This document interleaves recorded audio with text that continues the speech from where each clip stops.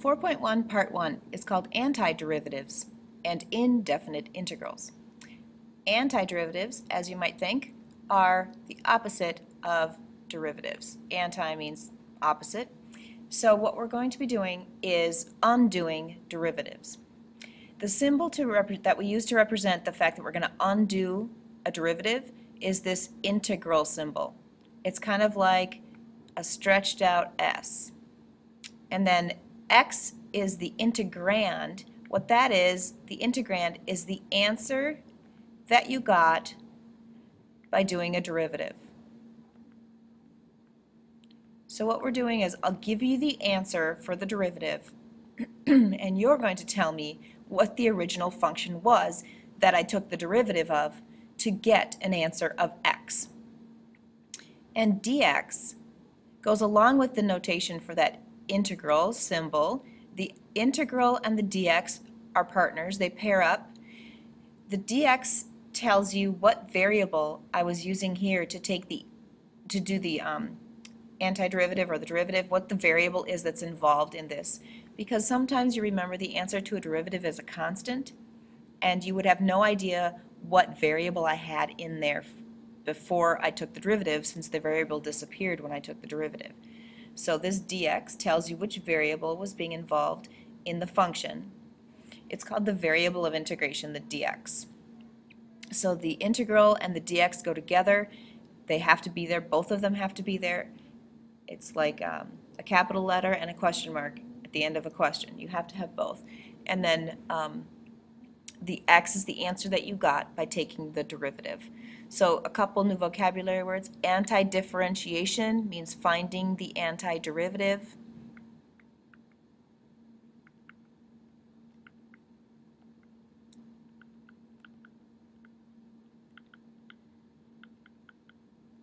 Oops.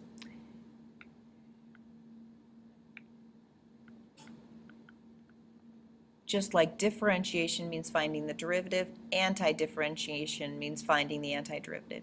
And integrating is a shorter way to say antidifferentiation. It means the same thing. Integration is the process of finding the antiderivative. Okay? So our goal is to basically play Jeopardy. We have an answer. What was the question? So the answer is x. What was the original function that I took the derivative of to get my answer of x? Maybe you could figure that out now. Think about what we do when we take a derivative. If I have x to the n, to take the derivative of that,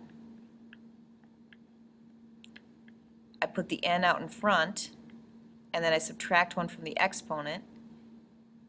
So what would my original function have been if my answer was x? So if this answer ends up to be x, what number did I put out in front here, and then what's that new power? Well, the new power right now is 1. So if n minus 1 is 1, what was n? What was the power before? Because it was a higher number, and I put it out in front, and I subtracted 1 from it, and my answer was 1. So what was that power before? Since it's a 1 now, it was a 2. And then I had a number out, that power was 2, and so I had put that out in front to take the derivative of it, but now it's gone. So there must have been something being divided by, so that when I put that power out in front, it canceled. So this was my original function. If you take the derivative of that, you put that power out in front, you get a power of 1, and then 2 divided by 2 is how you are left with x to the first. So of course there's a formula for it. It's the integral of x to the n, dx, is x to the n plus 1, because you add 1 to the power. Since to take the derivative you subtracted 1. To go back to get the original function, you have to add 1. And then, since in a derivative you'd multiply by that old power, we have to have that n plus 1 in the denominator so it could cancel out.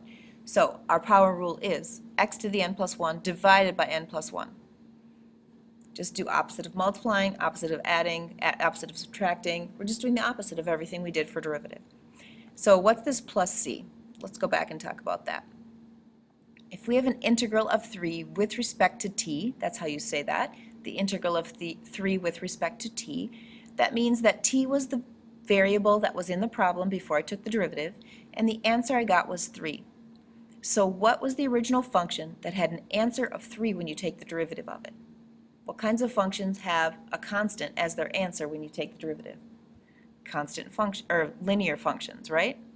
So the derivative of that, or the antiderivative of that, is 3t. If the original function was 3t, 3 is the derivative.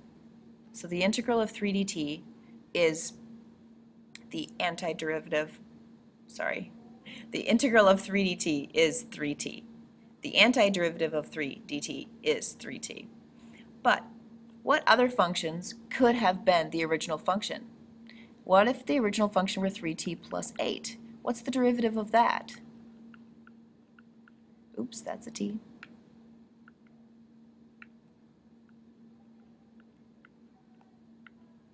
The derivative of that is just 3. There we are.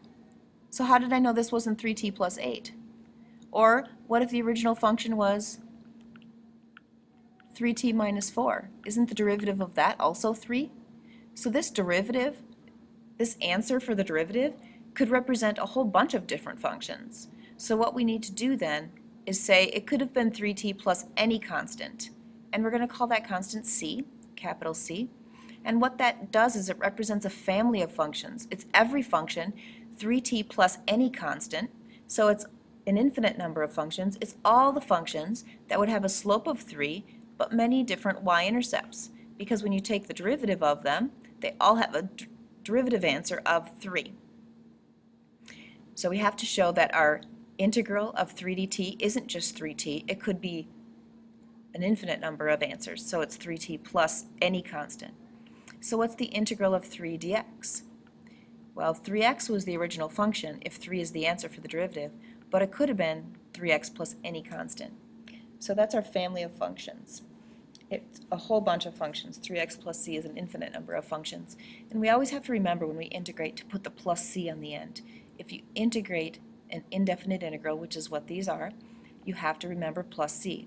It's like if your mom tells you to, you ask your mom, can I go to the movie with my friends? And she says, yeah, but remember to bring Carl. So C is your Carl. It's your brother that you have to bring along wherever you go. Plus C. Anytime you integrate, remember to bring Carl. So the power rule we just talked about, the constant rule. Now that we know that when you integrate a constant, the constant was the answer you got when you took the derivative, so the answer will be whatever the constant is. I'm going to use a different constant besides c. Let's use k. Sorry. So if k is a constant and you're taking the antiderivative with respect to x, then the original function was kx, and then remember your plus c. So anytime you integrate, you're going to have plus c on that. So let's verify that the derivative of the right side is equal to the derivative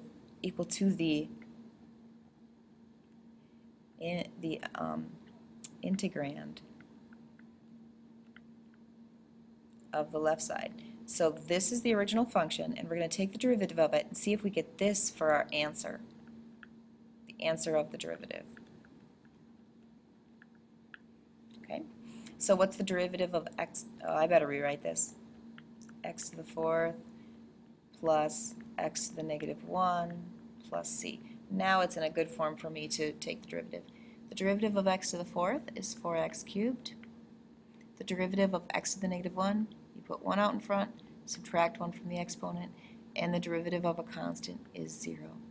So that's 4x cubed minus 1 over x squared. Is that the answer? It sure is. So that's part of your homework. Just they give you the integrand, they give you the answer, and you have to verify. So you have to take the derivative of this side and make sure that it matches up with the integrand on the left side. All right? Let's do a few more examples of integrating. So if I have the integral of 1 over x squared dx, now we only have 2 rules. The key with integrating is you have to use one of the rules. And we only have 2 rules right now. We have the power rule and the constant rule.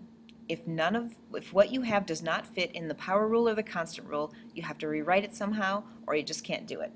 And we'll be adding a whole bunch of rules, but we're just going to start with the two basic rules for now. So 1 over x squared does not fit with the power rule or the constant rule because it's a quotient. We don't have a quotient rule yet. We will get one, but it's not even called the quotient rule. So I have to rewrite this, just like we did with taking derivatives. Now I have x to a power, so I can integrate. Okay, so these two are equal here. And then I'm going to add 1 to the exponent, so what's negative 2 plus 1? And then divide by the new exponent. So since negative 2 plus 1 is negative 1, that's what I'm going to add, that's what I'm going to put in the bottom. So I have x to the negative 1 over negative 1. Always remember plus c when you're integrating. And then rewrite it one more time, so negative 1 over x plus c. This negative 1 is only in the numerator. It's because I'm dividing by a negative 1, and we just like to put negatives in the numerator. But if I had x to the negative 1 over negative 2, that would simplify to negative 1 over x with the 2 still in the denominator. It's just the negative that I moved up to the top. And this negative exponent means that x goes down in the denominator, but it's not like doing the reciprocal. I'm not really flipping this upside down. I'm just taking that x and moving it down here because it had a negative exponent. And negatives we just always put on the top of a fraction, but that 2 really does stay down there. So be careful that you know those rules for simplifying exponents and quotients. So our final answer here is this. So this was the original function, and when I took the derivative of it, I got 1 over x squared. You can always check your answers. That's the great thing about integrating. You can take the answer you got, take the derivative of it, and see if it gets back to the integrand. And if it does, you did it right. If it doesn't, check your work. Did I simplify it wrong, like rewrite it wrong? Did I use the rule incorrectly, the power rule incorrectly?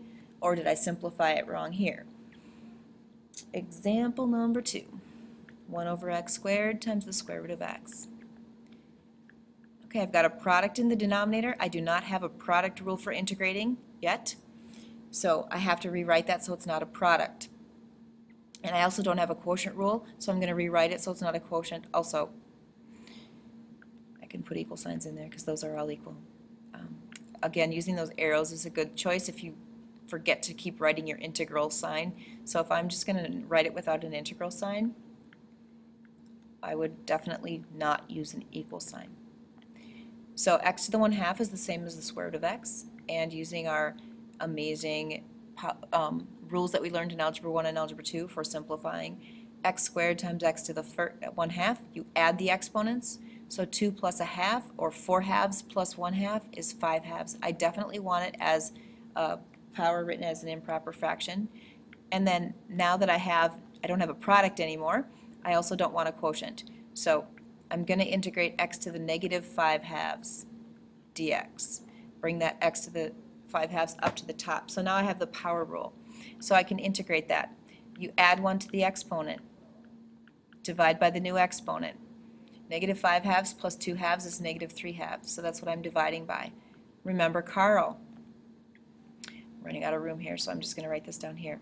So x to the negative 3/2 and then divided by negative 3/2 plus Carl.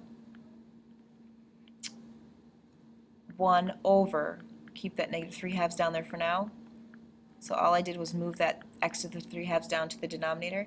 But I need 1 divided by negative 3/2. What's the same as dividing by a fraction? 1 divided by negative 3/2 is the same as 1 times the reciprocal, which is going to be 2 over negative 3, but we would always write negative 2 over 3. So putting that back in this problem, the negative 2's on the top, and the 3 stays in the denominator with the x to the 3/2. So negative 2 over 3 x to the 3/2. None of that's calculus, it's just your algebra simplifying. But as I've noticed a lot of students struggling with simplifying fractions, so making sure I clarify that for you. If you have questions, make sure you write them down and we'll talk about them in class tomorrow. Here's your assignment.